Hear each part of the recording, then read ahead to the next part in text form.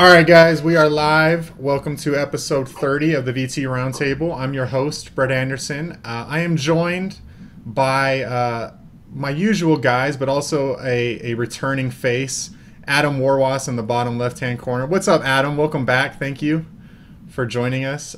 You're in enemy territory right now. We were just talking about how you kind of wish you were wearing a Anthony Barr jersey.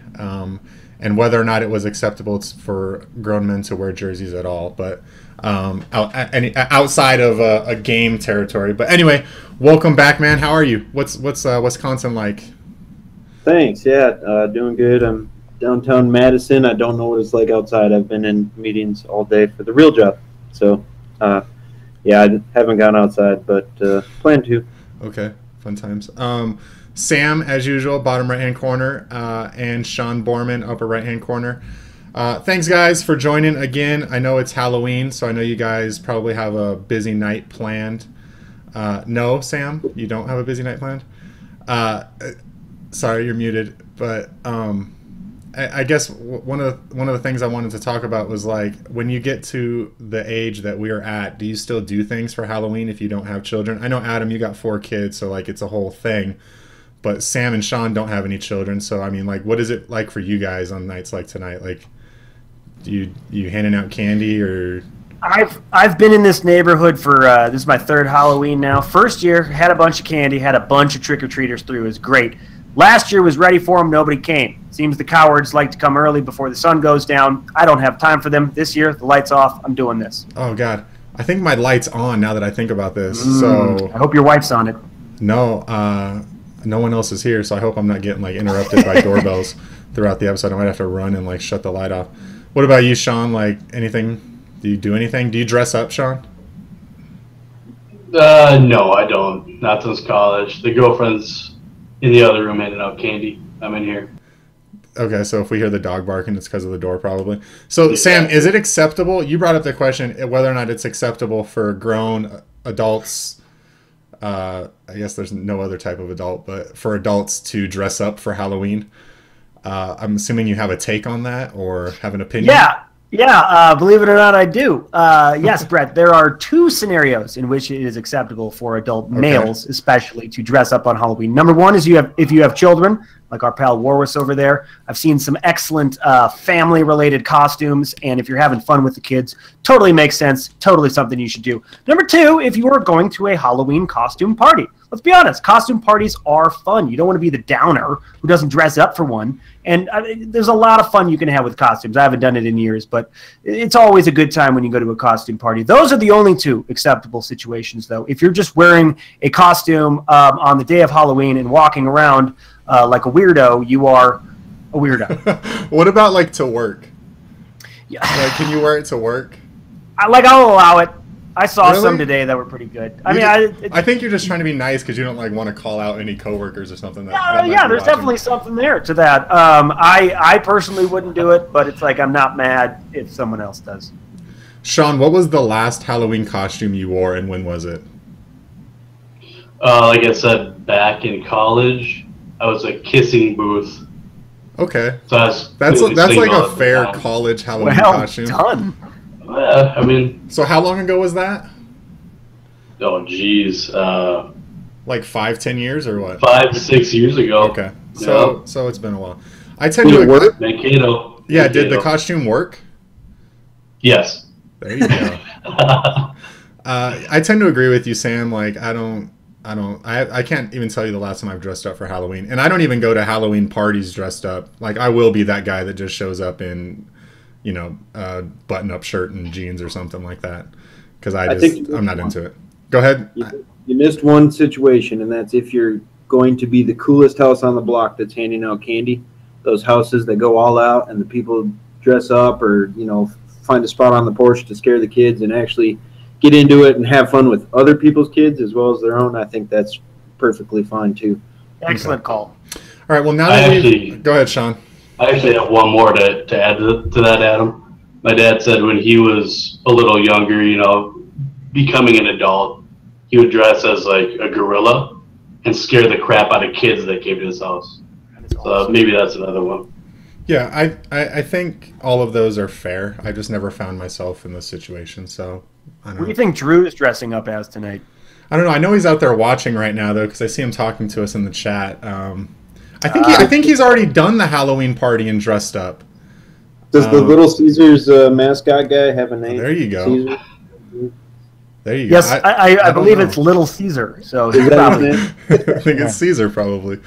All right, now that we've spent way too much time talking about Halloween costumes, and outlining the various situations where they're allowed. Yes, Sam. Were you about to say something else? You look like you were. No, taking a sorry, breath I'm just because- checking out the chat. Go. Oh, okay. Let's talk about some of the Minnesota Vikings because that's what we're here for. So we're not going to spend too much time talking about the Browns game. As you guys know, the Vikings traveled all the way to London for one of their away games and took on the winless Cleveland Browns. I don't know, man. This game had trap written all over it for me in big, bold letters. And I went into I felt like everyone else was very confident going into this game, and I was just scared out of my mind because obviously we should beat the Browns, for a number of reasons, but for all of those reasons, you should be scared as Vikings fans for the Vikings to, get smacked by the Browns and Deshaun Kaiser. It looked like it might be headed that way in the first half or so. Not that they were going to get smacked, but it was a little rough during the first half, but finally they righted the ship and kind of asserted themselves later in the game and kind of put some distance between themselves and the Browns. So they ended up getting the win. Vikings go to 6-2. Browns remain winless. What are your guys' takeaways from the game? I don't want to recap in too much detail. I want to send people towards the About the Labor podcast, even though Drew's talking crap in the chat. They did a great job of recapping the game in detail. So go check that out on our YouTube page or on VikingsTerritory.com or a bunch of other places you can go watch the show. But what did you guys think about the game? What were your major takeaways? Adam, I'm interested to hear what you say because it has been so long since I've heard you. Your reason. I agree with you that it had all the makings of a trap game. I look at it going to London very similar to how I look at Thursday Night Football, which means that that it's out of the routine of the teams that they have, and it's a short week, or in this case, it's a long ways to travel, and they don't have the time to do the things that they would normally do to prepare for a game. And I think we've seen it in the past where London games end up being very unusual outcomes. So that was my fear as well, that it would just be that weird happenstance that occurs when things are out of the norm. But luckily, the Vikings overcame a couple injuries up on the offensive line. Case Keenum did enough to win, as Sam mentioned on the most recent Bump and Run episode. And Jerick McKinnon kept the ball moving forward. Adam Thielen was all over the place. And the defense did their thing, which was not absolutely spectacular, other than Daniel Hunter's strip of Isaiah Crowell, but they just had a solid win. And yeah, it took until the second half for them to wake up, but that's much better than the alternative, which is using the travel as an excuse for an embarrassing loss. Yeah, what about you guys, Sean and Sam? You guys have anything to add to that, or any takeaways from the game? Anything that sticks out, Sean? No, like Adam said, the first half, I'm just sitting here like, what is going on? But it didn't panic. I think the Zimmer said the guys are slipping on the field. Second half, long story short, second half the guys looked way better. So I kind of feel like, tell me if you guys agree or not, but I kind of feel like the Vikings were out schemed in the first half. Do you think that's fair? Because and it almost feels like one of those games that Cleveland really prepped for. Obviously you're a team, you prep for every game, but I feel like they really schemed well against the Vikings and tried to come up with some sort of map on how you can get how you can move the ball on the Vikings defense, because it just seemed like through the first half of the game they were doing all of these gadget plays. They were doing these quick 3-step drops. They were running the ball pretty effectively, and it just seemed like, I don't know, maybe Hugh Jackson kind of schemed well against the Vikings and kind of set a guideline on how you can move the ball against the Vikings defense. I don't know. Do you agree with that, or am I like? Well, anyone can jump in, Sam. I think he did. I mean, I think they had a good game plan. Just short throws and quick throws, getting the ball out of Kaiser's hands because, as we saw in the second half and as we've seen the rest of the season, he's not a very good passer when it comes to anything other than that. And so that worked for a little bit until the Vikings adjusted to it. The run game worked for a little bit until the Vikings adjusted to it. And yeah, you also saw some of those, not necessarily trick plays, but some of that squirrely stuff that is definitely the sign of a desperate team. And if you're 0-7, that's what you're going to be. There's no way around it. I also think, too, it's human nature. They'll always talk about we're not taking the Browns lightly. You're playing the Browns, and you're playing a winless team. And that's going to creep in there a little bit no matter what. Now, the Browns have lost, I think, 4 of their losses are by only 3 points. So they just took Tennessee to overtime the week before the Vikings played them. That's one of the reasons I was concerned with this game, in addition to what Adam said. Had all the makings of trap game, London games are weird, et cetera, et cetera. And I think it's the mark of a good team that they were able to dominate in the second half the way they did and close out the game with a 17-point win. Yeah. Okay, well, let's talk about Case Keenum. Sam, if you did a bump and run episode recently. If people haven't seen that episode, they should go to our YouTube channel and check it out. But basically, the gist of your episode was regarding a tweet that you sent out shortly after the game where you claimed that Case Keenum had a solid performance during the game. It was just your opinion. You stated that, in your opinion, Case Keenum played solid. And you kind of received a lot of backlash for that. Myself included, I replied to your tweet, and I wasn't mean, I was, but I was just saying, with all due respect, obviously, I disagree with you, and I think, I think we're going to talk about this a little bit more, but I guess my point was that it all comes down to how you define the word solid. I think Keenum had a really rough first half. I think he was wildly inaccurate throughout the game. I don't think he was consistent on a lot of his throws. I thought he missed a lot of throws. And then I think he just had, like we've seen in these past couple of games, 2 or 3 throws that I think bailed out his performance. The throw to Thielen in the corner comes to mind, where you just look at it, you say, oh, that's a really great throw, because that throw to Thielen, like, it looked, like he was wide open standing in the corner, but there really is, from that distance on the run, a really small window to hit that throw, where if it's a little short, it's being picked off because there was a defender like 5 yards in front of him, and then if it's too long, it's going out of the back of the end zone. So I do really think that was a great throw, but I think otherwise, outside of a couple of those this game, he probably had a average game, in my opinion. So that's why I kind of disagreed with you on his solid performance. Do you want to talk about what made his performance solid in your mind, or? Yeah, sure.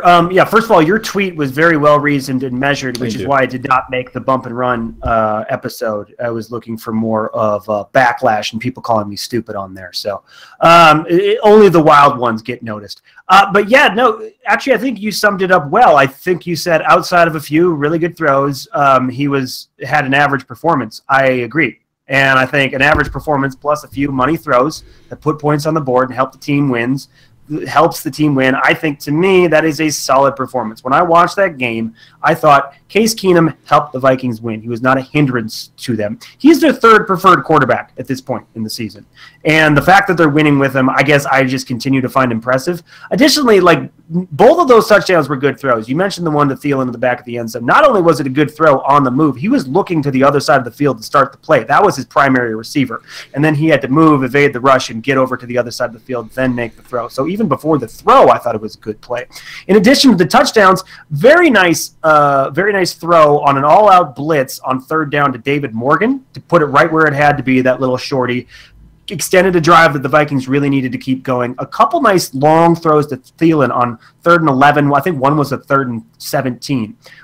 So I just remember watching the game and noticing Keenum make plays when the Vikings really needed one. And I guess that's what I thought was an opinion solid performance. Of course, there were some bad throws. There are going to be some bad throws, and I just think you had a couple real good throws, a couple really bad throws, and everything in between was kind of For a backup quarterback, to me, that's solid.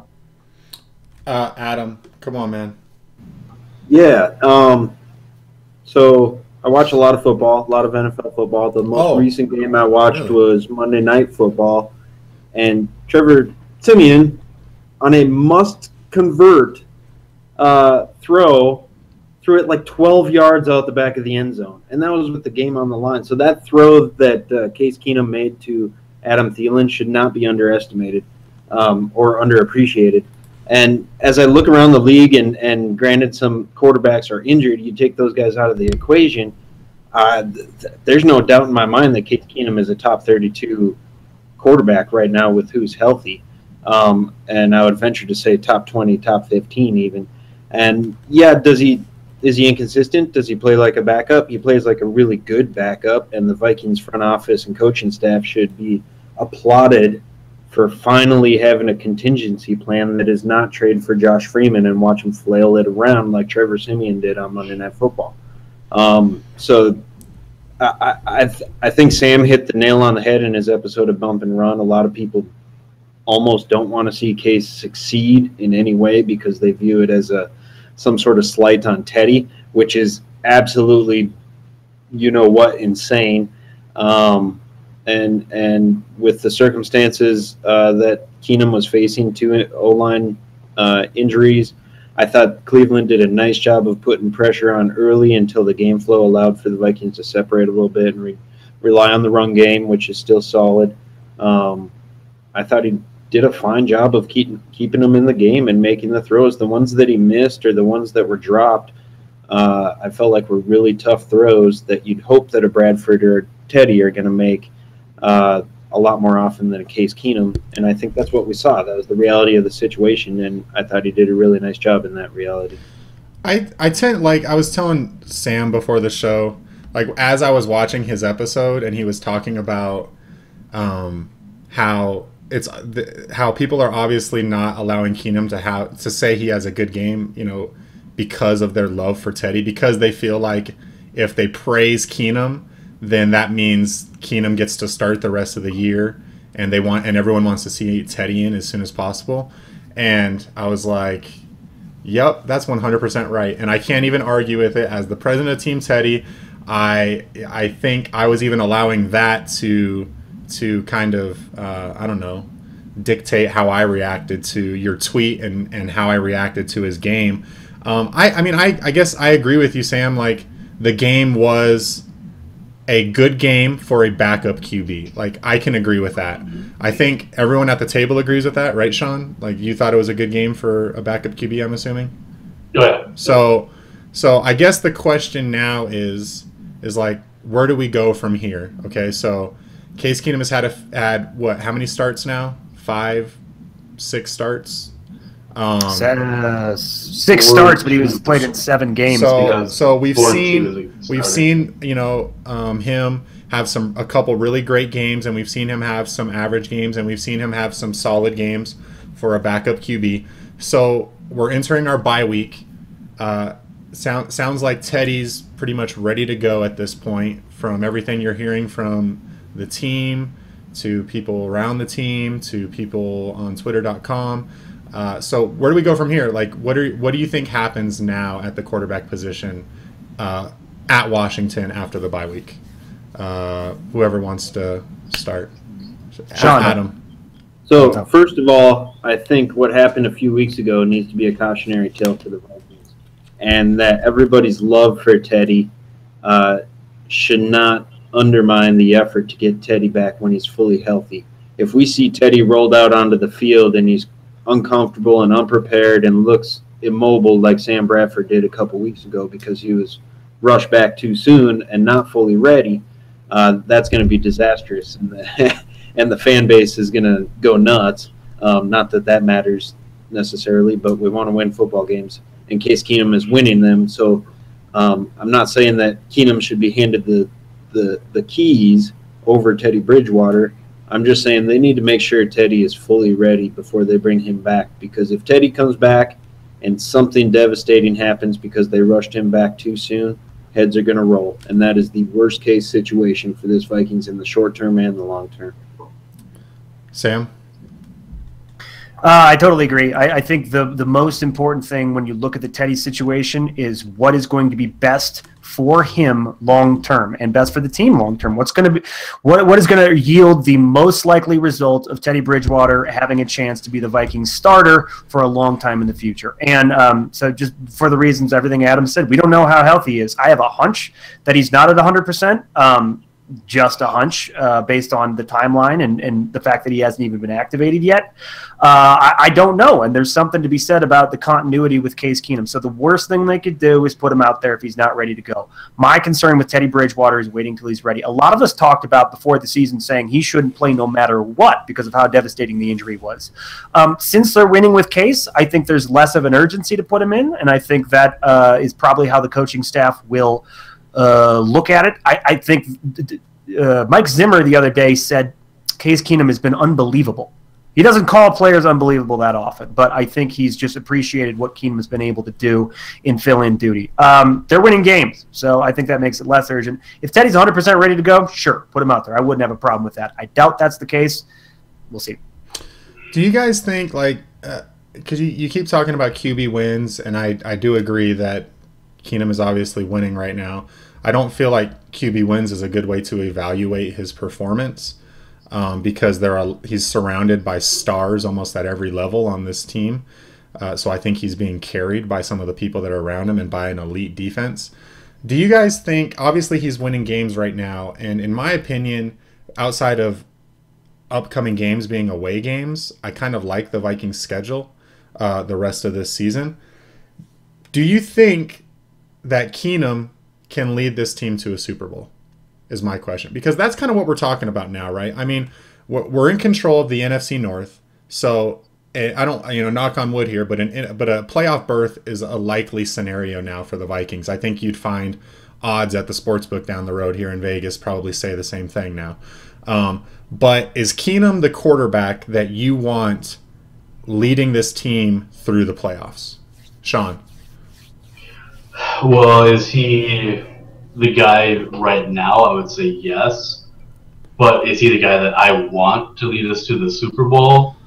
I would say absolutely not. I would say Teddy for sure. I mean, do you trust him? Like the NFC Championship game is tomorrow against the Eagles, and Keenum hasn't played any other game, so we have no other performances to go off of. Just assume what we've seen is what we've seen. Do you trust him starting at quarterback against elite, other top 10 teams in the NFL right now? Yes, I do. I think he's a guy who leaves it all out on the field. Lindsey Young with Vikings.com, she wrote a great article. That's who he is. He leaves it all out on the field. That's the type of guy that I want leading my team right now and for the foreseeable future. I had a long discussion with whoever CKA second is that always replies on our stories. I really wish the guy would come on here. I want to meet the guy. But we discussed, where's the cutoff? Where do you finally move on from Keenum to Teddy? And he was saying, well, him and I kind of both agreed, 2 straight losses, then you put in Teddy to see what Teddy can do. I don't know if you guys agree with that, but it seems pretty logical to me. Okay, so just to be clear, so you're good, NFC Championship game against the Eagles, you're good with Keenum as the starter right now? I am, based on what we yeah. Okay. Yes. Sean, Adam, I want you guys to weigh in on that too, because that's going to, I think, help drive the conversation a little bit. So, Sam, are you... Yeah, well, I think that it's interesting to use the word trust. Do we trust Case Keenum in that sort of situation? I don't know. It's the Vikings. I don't trust anything. I don't know that QB wins is a real thing. I'm not sure. I do know that team wins are a real thing, and I know that this team with Case Keenum as the quarterback keeps winning 4 in a row. The interesting thing to me about trust is that if you are thinking about inserting Teddy Bridgewater, there's trust on numerous levels. Number one, trust that his leg is healthy enough not only to play, but to play at a high level, to navigate the pocket like he used to, and to not be thinking about his leg all the time, to just be able to focus on the game. And number two, you're trusting that Teddy Bridgewater is going to take a significant step forward, because that's sort of the thing with all of us with Teddy. We are betting on the come, because when you look at his career, it's been all right, but it hasn't been scintillating. and his career numbers are actually very similar to Case Keenum's career numbers. Case Keenum, of course, has played on some very bad teams. Teddy Bridgewater has led some winning teams, especially the 11-5 squad. So I don't know. I don't trust either of them at this point, to be honest with you. Yeah, okay. I don't know. It's easier for me to go with one in the hand versus two in the bush, I guess. So, I mean, but if you're making a decision, I want you to make a decision. You're Rick Spielman. So I continue starting Case Keenum after the bye because the team is winning and because I want Teddy Bridgewater to have the best chance long-term, and I think that means not playing at all in 2017. And, okay. Agreed. And you think that gives the team the best chance to win the Super Bowl this year? Or you don't know is what you're saying? I don't know. I think they have, to be honest, I think they have a similar chance to win the Super Bowl no matter what. Either way.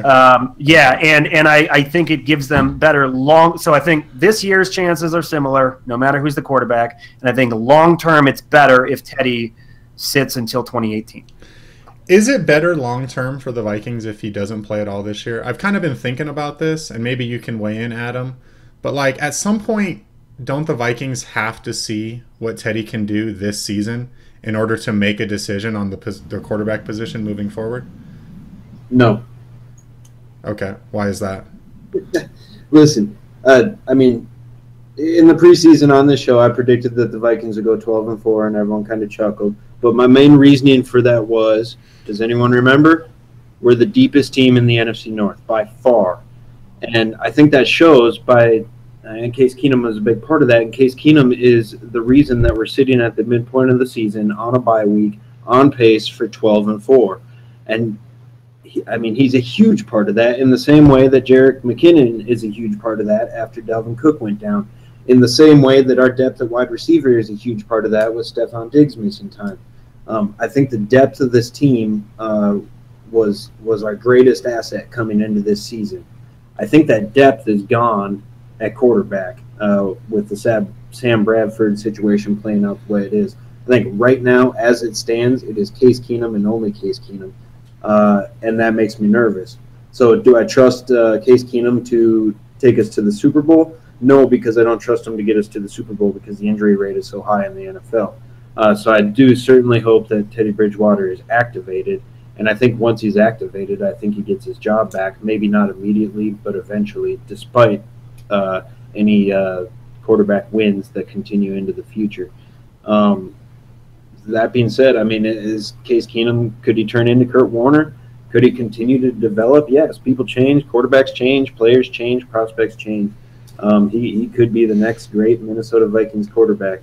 And quite frankly, at this point in time, I agree with Sam that there's no reason until there's a reason to rush Teddy Bridgewater back into action. Yeah, part of me. Can I ask you, Brett, because I'm interested in your take. Would you put Teddy in right after the bye? I don't know, man. I keep going back and forth on this because I've sat on the show so many times and said, I don't want Bridgewater to play at all this season. But that was when we had Bradford at quarterback. You know what I mean? That was like my ideal situation, is that Bradford takes us all the way this year. And I just don't want a situation where, like, we continue to have average play from Keenum and we get by all these subpar teams. And, you know, maybe we get past, you know, we make it into we play the first divisional game of the playoffs, and then Keenum comes out and we see the bad Case Keenum and we end up losing the game as a result of it. And then the other aspect of this is, like, you know, I think at some point we need to see Teddy to see what we have moving forward. And I wonder if we wait any longer than after the bye week. Like, if we wait for Case Keenum to win a few more games and then we put Teddy in, then if we haven't given him enough time to kind of come up to speed before the playoffs, you know, and take us through the playoffs. So I don't know. It's a really complicated situation, and I'm not really sure anymore what decision I would make. It's a really complicated situation, but you're oversimplifying it when you're saying the bad Case Keenum. Yeah, there is a bad side to Case Keenum. There was also a bad side to Teddy Bridgewater. He had those days too. It's not like he was Mr. Consistency the entire time. And I love Teddy Bridgewater. I hope he's the quarterback of our future. But, I mean, like Sam said, can you trust either of them at this point? No, that'd be crazy talk. They're Minnesota Vikings. Of course they can't be trusted. I don't know, man. I guess I just disagree with that general sentiment that they're the same quarterback at this point. I don't think they're the same quarterback, but okay, not the same. But Teddy hasn't had. How many times have you seen Teddy Bridgewater overthrow a deep open receiver by 10 yards? Because I've seen it a lot. Yes, he has had problems moving down the field, but I feel like, or I'm sorry, throwing the ball deep down the field. Mm-hmm. But I feel like just looking at their box score, stats and saying there's similar QBs or there's similar QBs at this point in their career isn't fair, because there's so much more to these players in that. And the offensive line that Case Keenum is working with right now is leaps and bounds ahead of the offensive line that Bridgewater is working with. I think I saw something today that like the Vikings are the only team in the NFL whose both tackles haven't allowed a sack on the entire season. Yeah, like that's insane. But Case Keenum and his mobility deserves some credit. Absolutely, and I told Sam on Twitter when he put his solid Case Keenum take out there that I do admit that one thing that Keenum has been really great at is navigating the pocket, moving around in the pocket, and he also has been better than I thought he would be at progressing through his reads and making the right decision. He's not making a lot of bad decisions. His interception against the Browns obviously was I might have been a poor throw, but it was tipped. So I mean, I will give Case Keenum that. Sorry, Adam, what were you going to say? No, nothing. Oh, okay. if Sam Bradford does become healthy, if that does happen, is this all moot? No, because them two healthy at this point. Bradford has zero mobility in the pocket, man. I mean, yeah, but you saw that Saints game.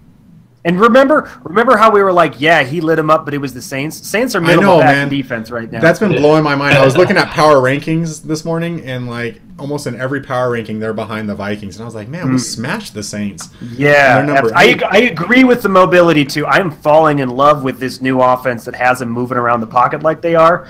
But man, if Bradford could perform even 80% of what he did opening night, you got a deadly unit now. All right, so that brings me to this question, all right? So something I saw on Twitter was a take that basically said, it kind of outlined the Vikings quarterback situation. It talked about how Case Keenum is a free agent after this year. It talked about how we don't know what we have in Teddy Bridgewater anymore, and that how Sam Bradford in all likelihood is done with the Minnesota Vikings, probably, based on his injury. And he was saying that he's very concerned about the Vikings' long-term prospects at QB at this point. And I kind of responded and said I have the completely opposite take. I'm interested to hear your guys' take on the Vikings quarterback situation. Not just the rest of this season, because we're going to continue to talk about that until some decision gets made between Keenum and Bridgewater. But long-term, how do you guys feel about the Vikings quarterback situation right now? Like if you had to do a skull scale, I guess, and pick a number on how confident you feel in the Vikings QB situation, where would you be at? Sean? I would give them an 8.5, and here's why. I guess the same situation could be said about the offensive line last year. They had a lot of guys whose contracts ended. They had to rebuild almost every position. They did, all. And it's very similar with their quarterback situation. They have nobody under contract after this year, not even Slaughter. I mean, he is under contract, but no guaranteed money. And it's basically up to the quarterback to prove, whether it be Keenum, Bridgewater. I don't think Bradford's going to be around personally. But between the two, it's kind of up to them to take the reins and take a hold of this team and be the quarterback of our future. It's a good thing. I don't think it's a bad thing at all, personally. I don't know how you guys feel. Adam? I've suffered through way too many years of Vikings football to complain about the fact that we have 4 quarterbacks on the roster that contain value. That is a good problem to have, not a bad problem to have. In the short term and the long term, they all have value. If Sam Bradford leaves, someone's going to pay Sam Bradford, which could result in a compensatory pick for the Vikings. Teddy Bridgewater, if they want Teddy Bridgewater to leave, he's got value on the trade market. Case Keenum, if they want him to leave, he's got value. You can look at what happened Tuesday before the deadline.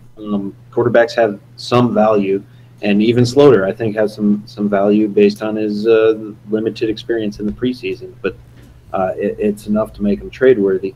So I don't think it's a problem. And I think if the Vikings are ready to concede that Sam Bradford is done in Minnesota, then I think you move forward with Bridgewater, Keenum, and Slaughter. And I don't think that is anything other than a fairly ideal situation for a team that has been minus one Brett Favre season, terrible at quarterback for more than a decade. That's some solid options, and we just got done debating whether or not Keenum and Bridgewater are near each other in terms of the tier that they're on as quarterbacks. But obviously, they're both capable of getting the job done on Sundays, and like 29 to 30 teams in the NFL, it remains to be seen if our quarterbacks can take us to the promised land. But in terms of the regular season play, yeah, stick with those three guys. They're affordable. We can make it happen. I'm not saying they're cheap, but they can make it happen, and it's reasonable to expect next year we go into it with Bridgewater, Keenum, and Slaughter. So you feel good then? Yes. Okay. Sam, do you feel good? Don't you think, Adam, though, correct me if I'm wrong, isn't Keenum on a one-year deal? Yes. So don't you think just based, even if he gets benched coming out of the bye, don't you think based on what he's done, someone's going to give him Mike Glennon money? That's perfectly possible. He's better than Mike Glennon. He is better than Mike Glennon. And if that's the case, then you go back to that value. If they give him Mike Glennon money, then we're in line for a pretty sweet compensatory pick. Right. They are going to get a return on the fact that they have four capable quarterbacks on the roster. Yeah. I guess that's my only to me, having a healthy Teddy Bridgewater backed up by Case Keenum. I mean, that gives you one of the more solid positions depth wise in the league. I don't know if they're going to be able to keep Keenum next year, and so I guess that's my only concern. But otherwise, I agree with all points. They have a number of guys that are capable of doing things to help this team win, and that's a good problem to have as a Vikings fan. Yeah, I think right now, until Bridgewater's activated and we've seen what he can do, I think the quarterback position is obviously a little shaky because there's not really any depth there right now if Keenum were to go down. But I think as soon as Bridgewater gets activated and we have those two guys, like you said, Sam, I'm pretty confident in our depth at the position. And I think we're set up pretty well for a deep playoff push. So, all right, cool. So we're all on the same page on that. Let's talk about trades, okay? So the trade deadline has come and gone. The Vikings traded, I think it was Stephon Diggs for I'm just playing. The Vikings made no trades as expected. So, I was hoping that maybe they would I actually didn't want them to make a trade, but for the purpose of this show, I thought maybe it'd be cool to talk about a recent trade that they made, like breaking news. But it didn't happen. So I was kind of interested in getting your guys' opinion on whether or not you think they should have made a trade. And if yes, is there any trade in particular you would have liked to seen, or maybe even a specific position group, or I don't know. Sam? Yeah, well, DSR in the live chat believes the Vikings should have made a last-minute trade for Phillip Rivers. He may be trolling us. I don't know. That would be a new one to me. I like the fact that they stood pat. The only one I could have seen him making was try to flip Michael Floyd for a draft pick, send him out to one of those teams out east that really needs a wide receiver. Just because Floyd had some value, and the Vikings have a pretty crowded position right now. So they didn't do that. I'm all right with it. I think the team's good as it stands. So play devil's advocate on wanting Floyd to be traded. With Diggs' injury issues that he seems to have every year, you'd be comfortable giving up Floyd and only having Thielen and Treadwell basically at that point? Well, Jarius Wright as well. That's the big thing. Jarius Wright is the big depth piece to me, because you saw when they do need to make him active, he produces as a wide receiver. He's not versatile. He doesn't do anything else, but he's a good wide receiver at the position he plays. Yeah. Okay. Adam? Sorry. Yeah, sure. No, I'm not extremely disappointed that they didn't make a trade. I wasn't really excited about them trading away anybody in particular. I mentioned in our writers' room that I kind of wanted the Vikings to pursue an athletic pass-catching tight end. Sorry, Kyle Rudolph. But to pair with Kyle Rudolph as a compliment to Kyle Rudolph. You think he's not athletic? What? You think he's not athletic? Do you see that? You see that catch in the back of the end zone this past weekend, or did you miss that one? That he gets a little butt hurt when someone mentions that the Vikings should go after an athletic tight end. So I'm just qualifying that as a compliment. No, and then shortly thereafter, news kind of trickled out that the Seahawks were open to trading Jimmy Graham, which would be a whole lot of fun in Pat Shurmur's offense.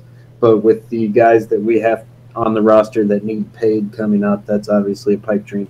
But no, that would be the only thing that I think I really, really would have liked to seen the Vikings go after, not only this offseason, but now here before the trade deadline, was one more athletic weapon in that offense to move around and scheme with. But so you wanted to add a piece and not take away any of the current pieces, though. No, yeah, this team seems to have really good chemistry, really great depth, as I mentioned before. Even Michael Floyd, I think he's probably more valuable to us as a depth player right now than a sixth-rounder in 2019 or whatever he would have got us. Yeah, I mean, I agree. Like, if you're talking about this team being a potential playoff contender that could go deep, I think you need to keep every piece you can so you can have depth when these players start to go down, towards the end of the season, especially at the wide receiver position, with Diggs' availability, given his injuries week to week. I think having Michael Floyd, Treadwell, and Thielen kind of sets us up pretty well as a receiver. Yeah, we're not. I mean, the team is just so well-rounded and deep, and knock on wood. But I mean, we didn't have to play Terrence Newman at safety when Sendejo got suspended. We don't have to watch Joe Webb play quarterback after moving from a different position. All these things that have happened in the past, they're just not necessary this year. And next man up is a reality for this roster, and that's a huge asset moving forward. Sean, did you think any trade should have been made? No, I think it's pretty obvious that we shouldn't have made a trade, and I think we're in pretty good shape by not doing so. I guess if I did want to see a trade made, I mean, how can you not want Larry Fitzgerald? I've wanted him on the team now for years. So as far as was it doable, I don't know, but I've always wanted to see Larry in purple. I got a chance to caddy for the guy, and he's pure class.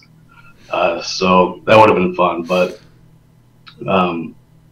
I guess going along with Adam's point here, do you guys think? No, where was I going with this? Do you guys think that with just come back to me? I had a really good point. No problem. I do not think so. No, yeah, I agree with that. No, well, we actually heard a bunch of rumors today. I don't know that any of them were legitimate, that the Vikings were in discussion to add another wide receiver to the group, which I never really got from the get-go because I don't see how you could add another wide receiver to this group. Yeah, to be honest. Who gets cut? Yeah, I don't know. And that's the thing. That's the only one that stuck out to me as plausible was Josh Gordon, because you can stash him until he's off his suspension. You can delay. You can bet on the potential that's obviously there and delay the decision until whatever time the NFL decides he's allowed to come back and play football with other players who have done worse things. But whatever. Yeah, is he still suspended because of the weed thing? What's this been 4 years now? My God. It's the pattern of weed things and drinking things. Sure. Jeez. Yeah, no, it's. Yeah, he obviously needed to get his head straight, but it's bizarre that he's not allowed to play football. Yeah. Yeah, there were I don't know, what about, because they could have added Bryant today too, right? Did Bryant ended up getting moved? Martavis Bryant, or is he still with the Steelers? Did not get moved. Man, that sucks for him and everyone, I guess. Why does it suck for him? What's his deal? No, I mean, wasn't getting the ball. Shut up. No. He's been active for 3 games. I'm not condoning his behavior. I'm just saying the situation sucks because it seems like the two of them don't want to be together. So it seems like it would have been everyone's best interest for him to get moved and them to get something in return. Just like Vadim Shipachyov from our Golden Knights, Brett. If you've been following that story, I have been following that. Golden Knights, man. I need to score update. They're playing right now. I think they're winning. So yeah. 4th goalie, no big deal. Just the newest team in the league, 9-1 or something. Whatever, 8-1. All right, Sean. I'm assuming you don't have your thing. We're gonna move on. Do you remember your question before I go to the next come thing? back to me. I swear, it'll come back to me. All right, man. All right, so to wrap this thing up, because I know you got to get going here, Sam, soon. I wanted to talk to you guys about your biggest surprise so far this season and your biggest letdown so far this season. So since it's a bye week, this weekend or early next week we'll be doing episode 31, and I plan on doing like some mid-season awards. We'll go back and look at our predictions that we all made and see where they're at. I know Adam would love for us to come on here and just completely validate every prediction that he made. That was one of the reasons he wanted to come on the show today, because I think he just wanted to show off or something. And then we'll also make some new predictions. So that'll be on the next show. But I wanted to bring some of that kind of recap stuff into this show. So biggest surprise so far, I put the caveat besides the offensive line because I feel like that's the easy go-to answer here. And I just wanted to have you guys try and come up with something else. And then the biggest letdown besides injury. So I don't want you to say, well, Dalvin Cook getting injured is the biggest letdown, because obviously, or Sam Bradford getting injured is the biggest letdown. So with that being said, I don't know, do you think we should go around and do like surprise and letdown at the same time? You guys want to go around and do biggest surprise first, or what do you think? Let's do them both. Do them both. All right, Sam, since you spoke up, you're going to do them both. Biggest surprise for me, both of these were difficult. Letdown was a lot more difficult, I thought, because they played so well. Biggest surprise, I'm actually going to say Mackenzie Alexander. I expected him to be a train wreck, and he's played pretty well. When he's in the game, you don't see him a lot, which is good. So Mackenzie Alexander, I think he's done well. And biggest letdown, I guess I'd have to go with Latavius Murray. I was never a huge fan of the signing anyway, but it just seems like he's taken so long to get into game shape after that injury. He had the one good game, and other than that, it's been pretty blah. When is the Latavius Murray as the starter experiment going to end? Well, I don't know that it will or it has to, because even if he's starting the games, that's sort of inconsequential, because a lot of the games he started, McKinnon's still gotten more touches than he has. But I think that's just the way they want to do it. He's gotten more touches because on the first few drives, Murray hasn't been able to get things going, and then they put McKinnon in, and you see an instant jump in the way we're running the ball. And so I just wonder, like, how many times we're going to continue to put Murray out there for a few drives and then bring McKinnon in until we realize, hey, McKinnon might be the better running back right now. So let's I mean, we can still have a mix, but maybe let's start by featuring McKinnon from the get-go and not waiting for him to kind of show that he's better than Murray, which he is. I think he's definitely better than Murray, but I also think you probably don't want to give him 25 to 30 touches a game, especially if you're trying to keep him fresh for a stretch run. He's a little guy. And so I think that's the play. I mean, Murray still has something to add. I mean, we can all agree McKinnon's been better. But I'm wondering if it's a conscious effort to basically allow the game to begin, allow the defense to wear down a little bit, and then McKinnon, there's a reason start seeing him hit those big runs. That's fair. I like it. All right. Sean. Biggest surprise, biggest letdown. You're muted. Thank you, Brett. This was tough. I had quite a few surprises, and like Sam said, not very many letdowns because they've been playing so well. As far as an overall general surprise, I'm surprised at how the team has played under adversity.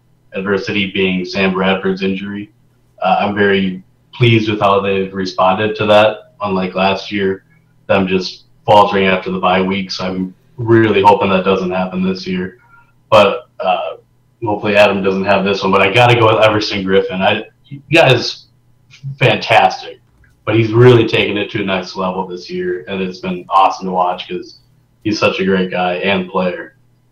As far as letdown, I'm going to go other side of the line and go Danielle Hunter, only 3 sacks. I mean, the guy's playing great, but I would like to see those sack numbers, increase. So I just want. Other than that, that's about it. I just wonder if we talked him up so much during the offseason that maybe that's why we're let down with him.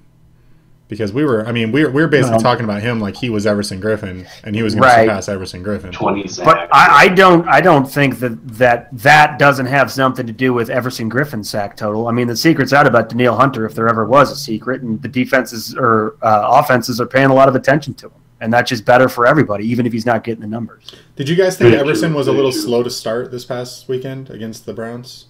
Because I thought that was kind of a disappointment in that game. the game plan, like you talked about, Brett.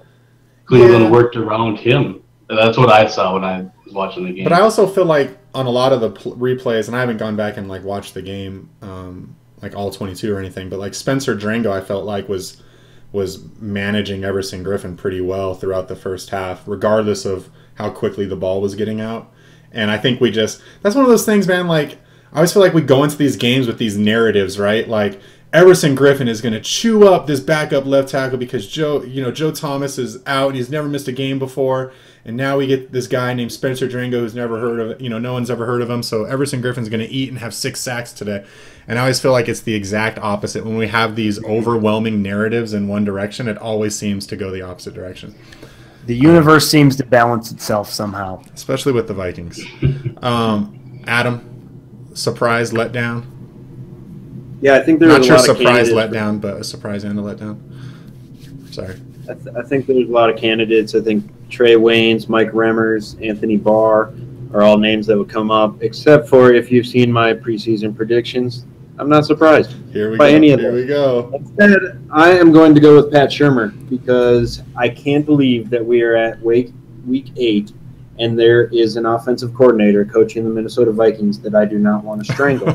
It's been so long since we've seen a guy that's willing to adapt to his players' strengths, that's able to make halftime adjustments and pull away from a team like the Browns instead of continue to wallow, and that's able to scheme around injuries and see a key player like Stephon Diggs not on the field and still account for it.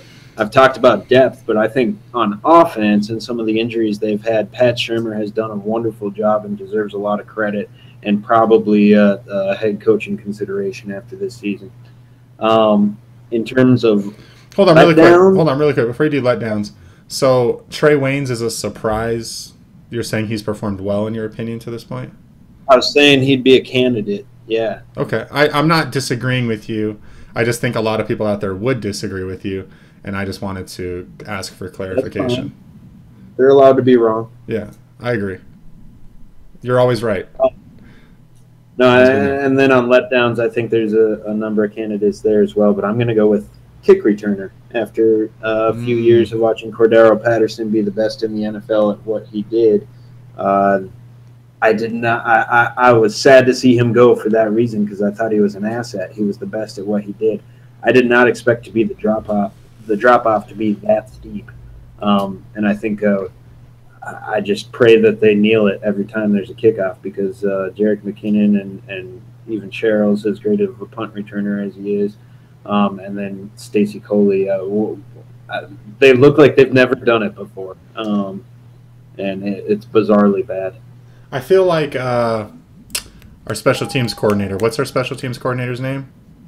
Prefer. That's right. Sorry, I'm just blanking. My doorbell someone's at your door. My doorbell like interrupted me and like so anyway, damn it, that like completely. All right, so I was gonna say I feel like Prefer's kind of come back down to earth a little bit. Because at the beginning of the season, it seemed like he was still telling the guys to, if you catch the ball, run it regardless of where you catch it in the end zone. And I feel like he realized that Cordero Patterson isn't on the team anymore, and we don't have a game changer at the position. So I'm gonna have my guys start kneeling in the end zone now, and I'm glad that he's doing that because it's not worth it at this point. If you don't have a Cordero Patterson back there that can take one to the house every few games or a few times a season, then it's really not worth risking the injury to not just the kick returner, but to everyone else that's out there on special teams, and just get the ball at the 25. So I don't know. I tend to agree with you, Adam, that I think that's kind of been a letdown. Do you think, Pat, at this point, are you disappointed that we let Patterson go? Do you wish he was on the team still?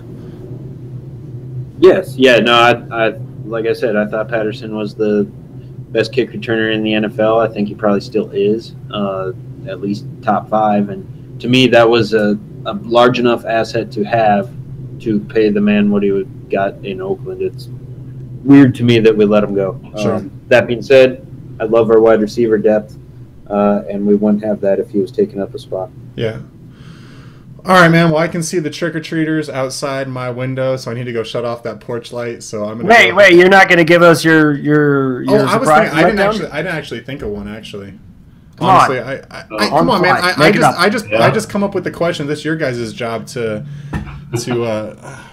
answer them. I don't know, man. Biggest surprise, and you guys have already like got a bunch of them too. Yeah. You know what? Yeah. All right, I'm gonna say the biggest surprise has been Sendejo, because I feel like Sendejo has exceeded expectations, and I really feel like he's coming to his own, and I think that's evident in the defense, because when he's not in, as we've seen twice this year, the defense doesn't perform as well. I mean, it's still performing well, but I do think there's a drop-off at the safety position, and I think we're really hard on Sendejo, and I think outside of trying to constantly destroy people, which maybe this suspension will kind of have him pull back a little bit, which I think could be a good thing for opposing players and the Vikings, because he tends to have a little bit of friendly fire now and then. But I think Sendejo has been a decent surprise. A letdown. I don't know. Teddy hasn't played yet. That's a letdown. Yeah. I really don't have one outside of the one you guys have mentioned. Like, I think Danielle Hunter's kind of been a letdown, but as we said, like, I think we just hyped him up, myself included, so much during the offseason that I don't think the bar was set at a realistic height for him to reach this year. So I guess I would just have to say, I would begrudgingly say Danielle Hunter. So thanks for that, Sam. Thanks for putting me on the spot. You're not supposed to call me out, man. You guys are the ones that know all this stuff. I just work here. I'm just here to move things along. So we don't know anything, and you don't work here. Yeah, all right. That's true. That's actually true. That is factual. All right, guys. Well, happy Halloween. That's a wrap on episode 30. Thanks to everyone for watching out there on YouTube. We will see you guys some point next weekend. This weekend or next week, early next week, to do a bye-week episode. If you haven't yet, like, share, subscribe. Click that little bell icon because you'll get the notification to your phone as soon as we go live in the future. And make sure you check out the latest Bump and Run episode and the latest About the Labor episode. Those guys are great. The About the Labor episode, man, is not just this episode, but the About the Labor show has really gotten good. And Drew and BJ do a really great job and really do a good job of doing previews of the games and summaries of the game afterwards. So make sure to check those out. All right, guys. Thanks again, man. Have a good night. Go get that candy. Put on your Halloween costumes. I know you guys are going to your closets right after this to get them out. So, all right. Bye. Bye.